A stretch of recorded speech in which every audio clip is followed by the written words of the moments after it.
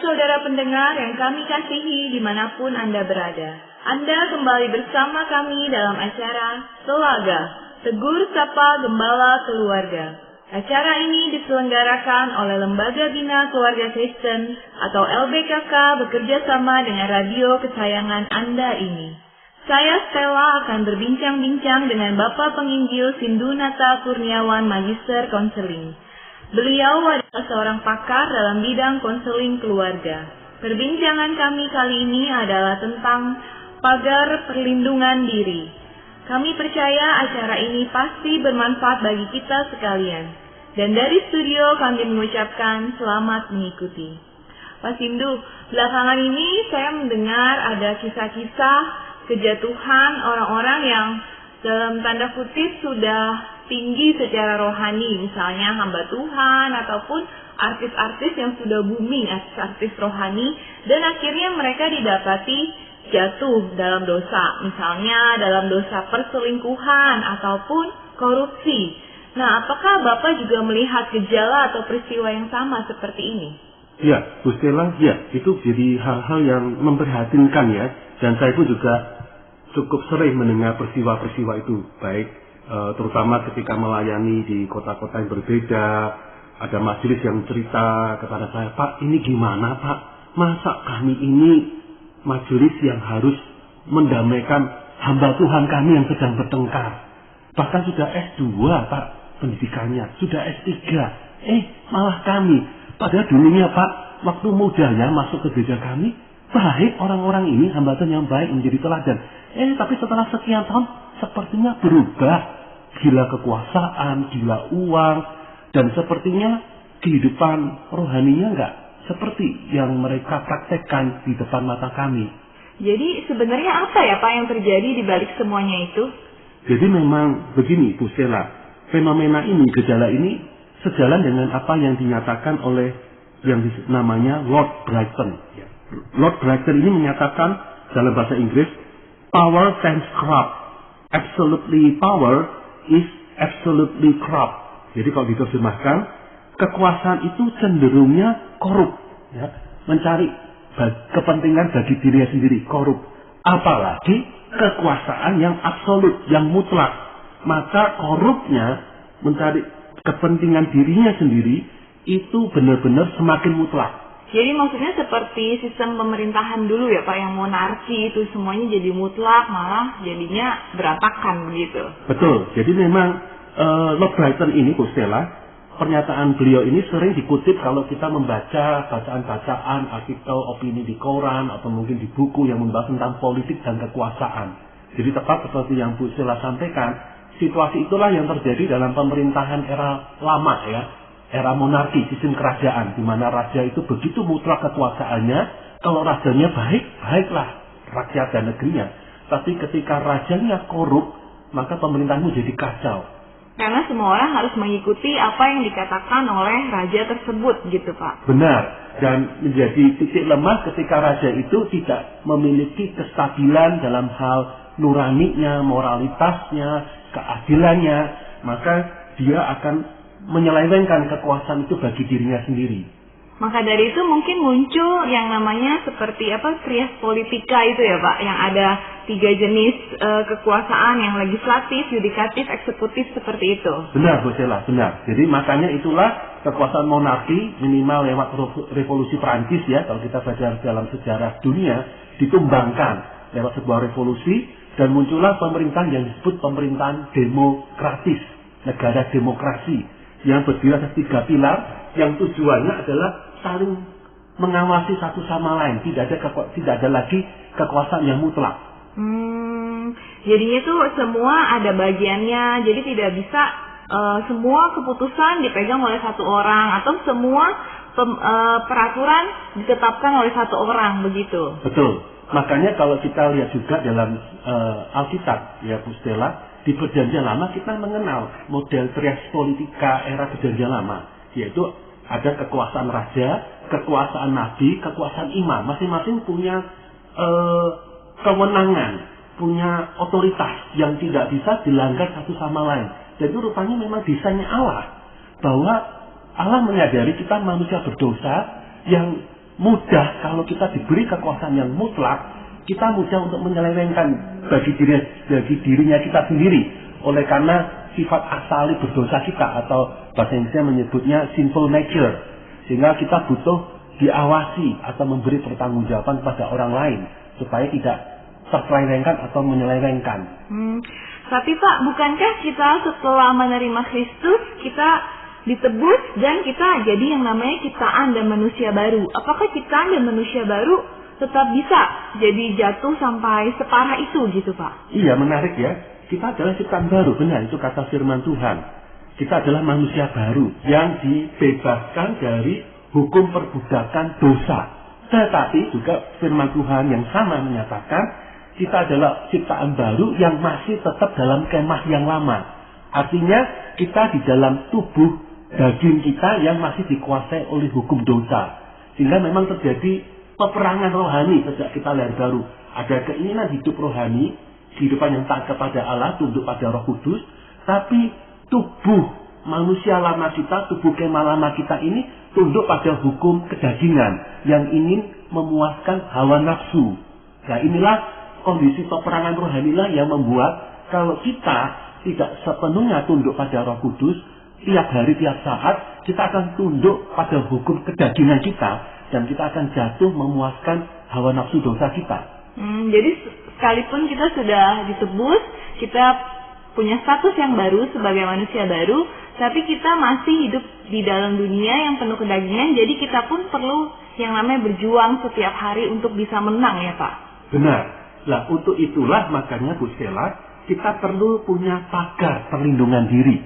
Supaya di tengah perjuangan kita untuk setia sampai garis akhir dalam pertandingan iman kita, istilah bahasa Indonesia finishing well, mengakhiri pertandingan iman dengan baik, bagaimana supaya kita tetap dalam jalurnya Tuhan, tracknya Tuhan, hidup di dalam kebenaran, kekudusan, sebagaimana roh Allah yang ada dalam diri kita dan tidak mengikuti hukum hawa nafsu, hukum kedagingan yang ada dalam tubuh manusia lama kita ini. Untuk itu kita butuh pagar perlindungan diri.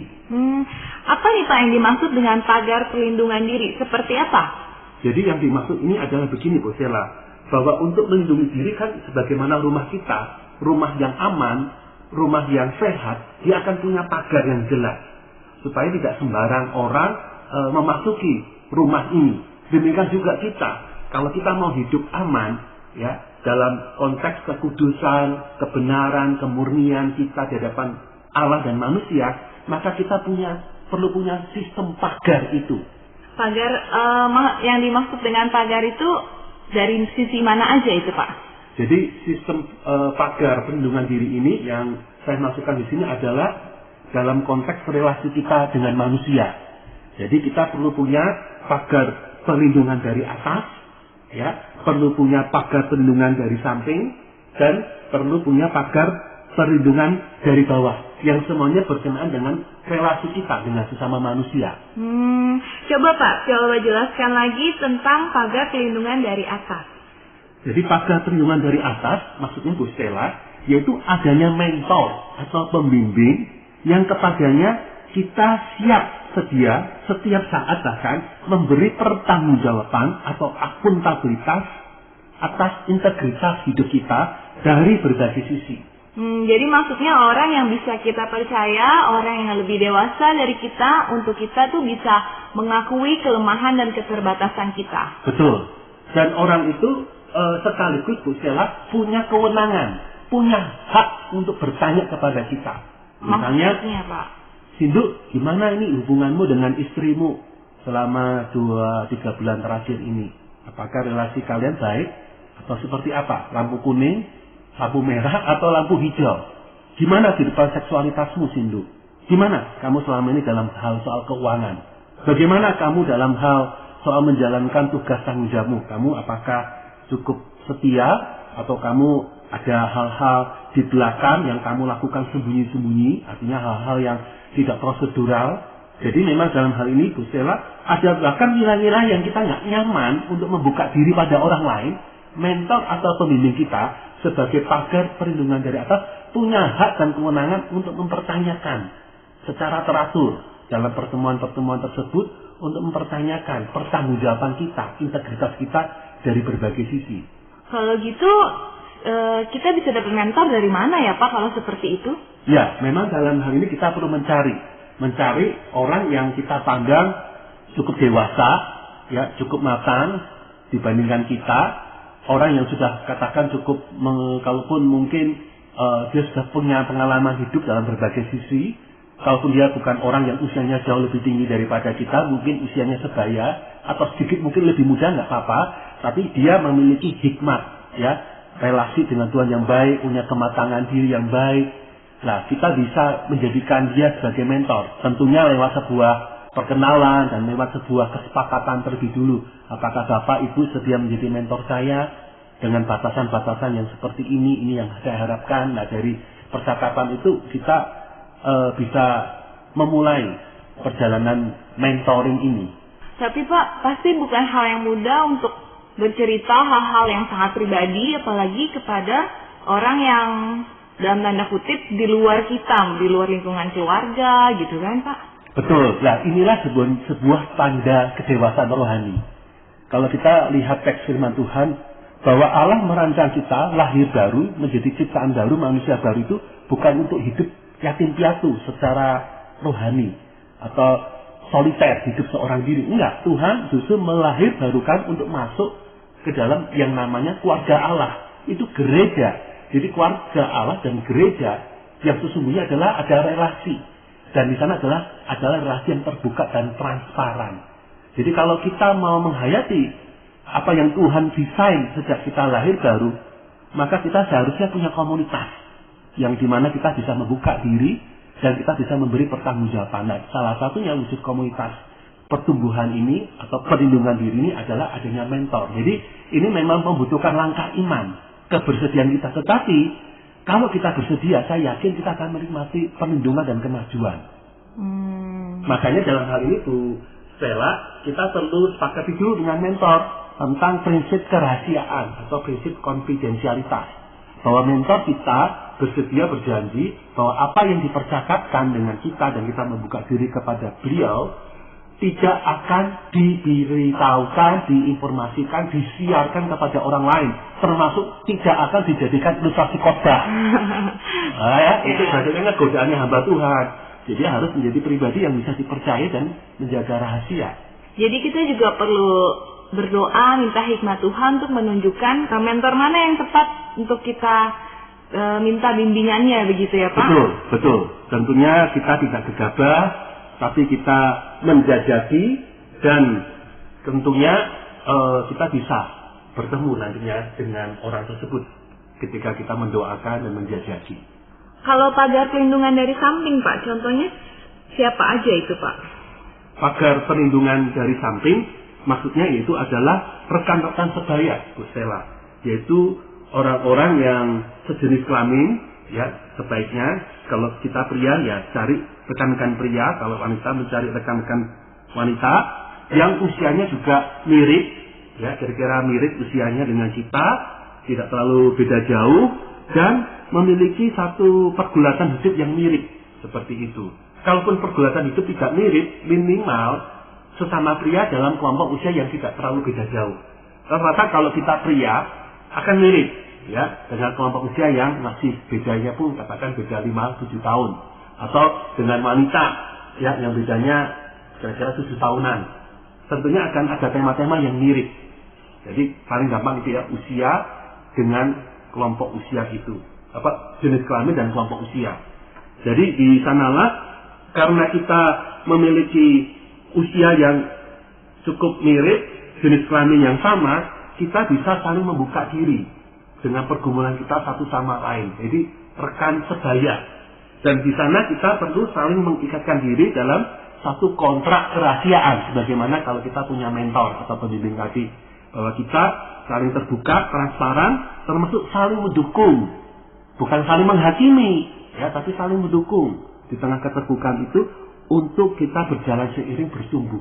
Apakah memungkinkan Pak kelompok seperti ini ada? Karena kan sekarang ini lebih susah ya Pak mencari orang yang dapat dipercaya, apalagi rekan-rekan sebaya yang kita bisa menceritakan diri kita apa adanya. Iya, memang susah, sebagaimana kesusahan kita untuk mendapatkan pembimbing atau mentor tadi, tetapi bukan lagi susah, bukan lagi mustahil, Bu Stella. Jadi itu masih mungkin. Jadi kembali kalau kita kembali kepada teks firman Tuhan, itulah panggilan kita, bahkan kewajiban kita yang Tuhan gariskan. Kita untuk bertumbuh butuh komunitas tubuh Kristus. Nah, dalam hal ini kita bisa sharingkan, bagikan kerinduan ini pada beberapa laki-laki, kalau kita laki-laki, atau kepada beberapa perempuan. Kalau kita perempuan, coba kita lihat, kita doakan, dan kita dekati satu persatu. Carilah, saya usul minimal kita bertiga, jadi carilah 2 teman. Kalau hanya berdua, itu lebih lemah komitmennya daripada kalau bertiga. Ya, 3 sampai 5, maksimal 7 orang. Saya yakin bisa kita dapatkan. Bisa itu dari satu gereja asal kita, tempat kita beribadah dan melayani, atau juga dari, tidak harus satu gereja, tapi paling tidak mungkin satu kota ya, satu area wilayah kita tinggal, supaya bisa ketemu. Dan saya usul ketemu paling tidak sebulan 2 kali. Minimal sebulan 2 kali, jadi tidak perlu seminggu sekali ya, sebulan 2 kali itu sudah memadai. Apa aja Pak yang dilakukan misalnya dalam pertemuan tersebut? Jadi dalam pertemuan tersebut tentunya bervariasi. Kita bisa membuat semacam proyek pertumbuhan. Kita belajar apa? Topik apa? Misalnya tentang pria di dalam Kristus. Topik tentang pria dan pekerjaannya. Atau kalau wanita di dalam Kristus. Wanita dengan kehidupan sebagai istri dan ibu misalnya. Jadi kita bisa pakai buku. Lepas ini kita bersyukur sekali pada Tuhan di masa sekarang ada banyak buku-buku bagus, baik buku karya orang Indonesia atau buku terjemahan dari bahasa Inggris yang terjemahkan itu bisa menjadi buku-buku baik. Atau kita PA sederhana dengan topik tertentu, teks-teks tertentu kita gali, kita PA dalam pertemuan 1,5-2 jam itu. Selain itu Bu Stella, kita tentunya bisa variasi dengan makan bersama, dan adanya kita piknik bersama yang laki-laki ya. Sekarang kan lagi tren sudah berapa tahun ya, konvoy moge. Kita nggak harus punya moge, mocil, konvoy mocil ya, tanpa harus melanggar lampu merah ya. Iring-iringan, mancing bersama, jalan pagi bersama, menikmati kelaki-lakian kita. Bagi yang perempuan, masak bersama, nonton film bersama, menikmati merayakan kewanitaannya. Nah ini menjadi bagian yang juga kita bisa bercerita, membuka rahasia kita, pergulatan kita, dan ada kesempatan untuk tutup mulut. Ya, tidak disiapkan, ada perlindungan, kasih menutupi banyak pelanggaran. Kita saling mendukung, saling mendoakan. Nah inilah menjadi pagar perlindungan yang kedua. Baik sekali ya Pak, seperti itu ya. Kalau pagar perlindungan yang dari bawah Pak, itu seperti apa Pak? Pagar perlindungan yang dari bawah, ya ini maksudnya Bu Stella, adanya seorang atau beberapa orang yang menjadi mentori ya, atau menti kita, orang yang kita bimbing, yang kepadanya akhirnya kita terpanggil untuk memberi pengajaran, membagikan hidup, menjadi teladan dalam kebenaran dan kekudusan hidup.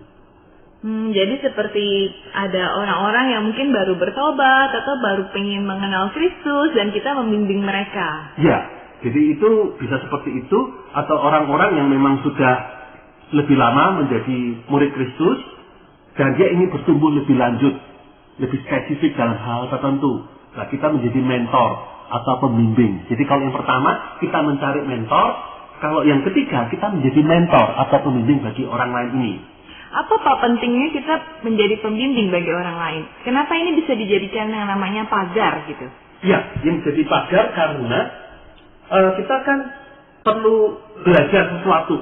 Ketika kita melayani seorang, membimbing dengan satu topik tertentu misalnya, kita kan harus menggali juga bersama-sama dengan dia, mendoakan dia, dan kita mengecek hidup dia.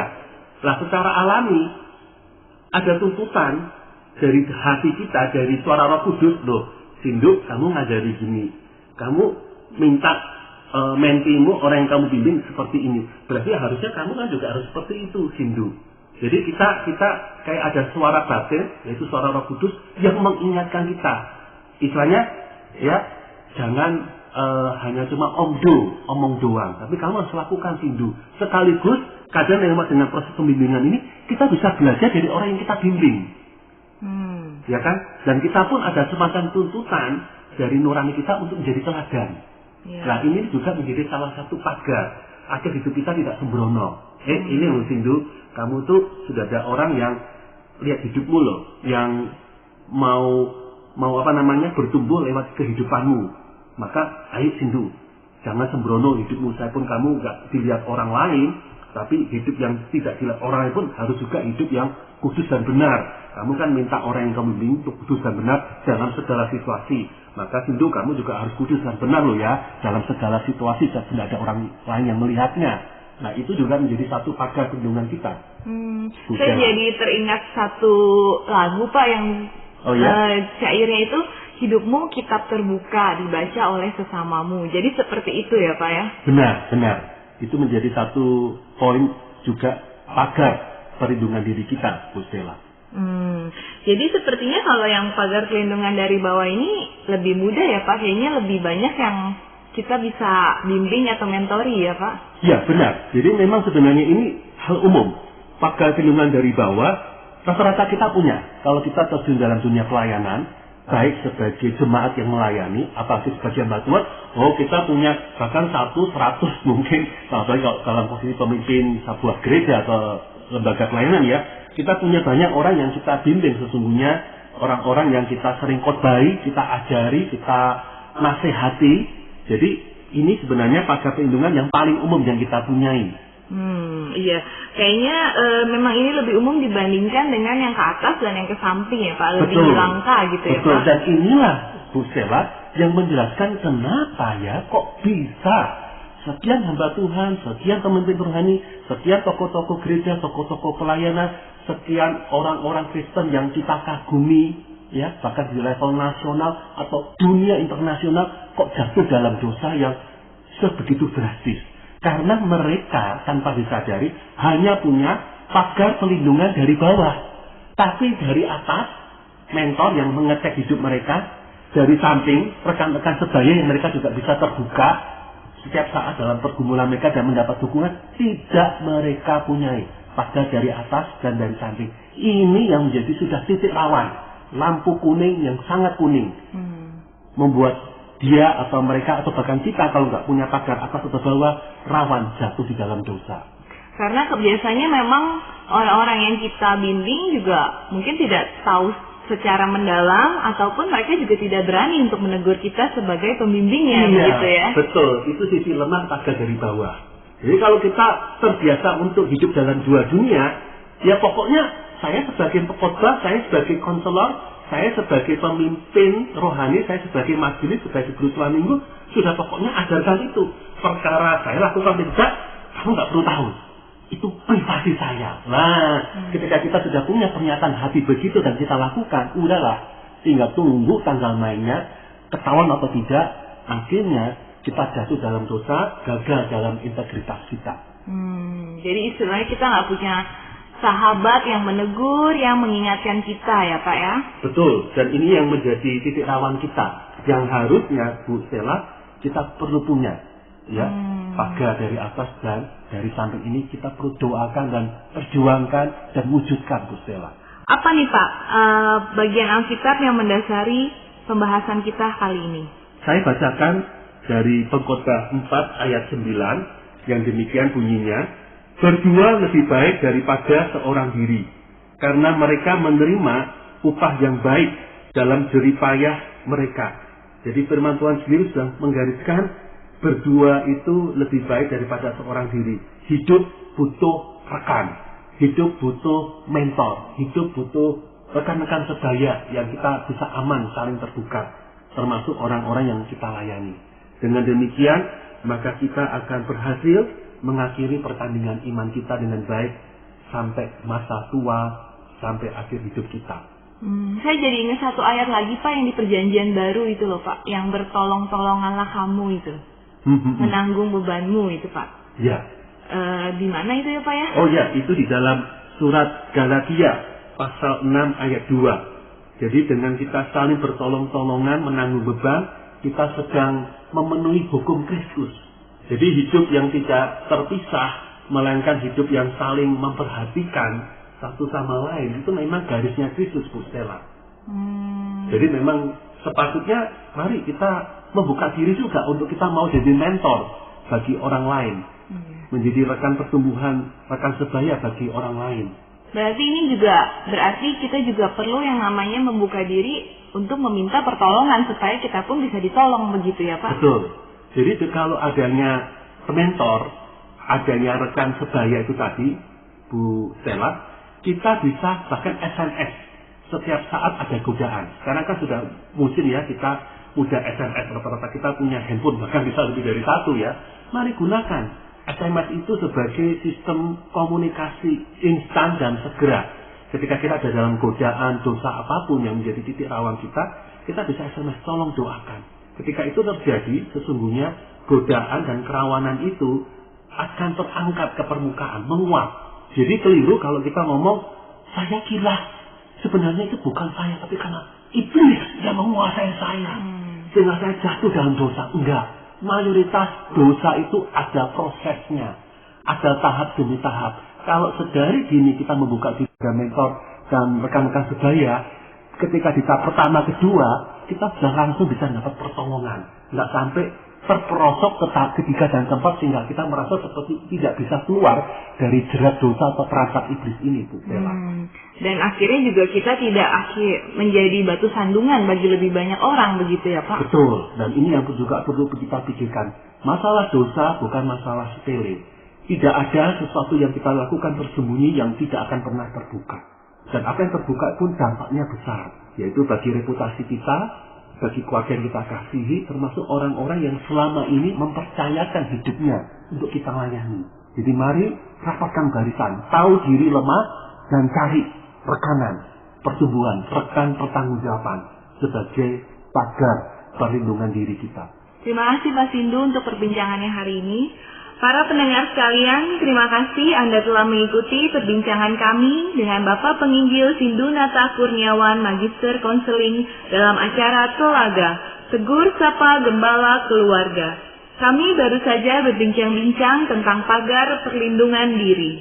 Bagi Anda yang berminat untuk mengetahui lebih lanjut mengenai acara ini, silakan menghubungi kami lewat surat. Alamatkan surat Anda ke Lembaga Bina Keluarga Kristen atau LBKK, Jalan Cimanuk 56 Malang.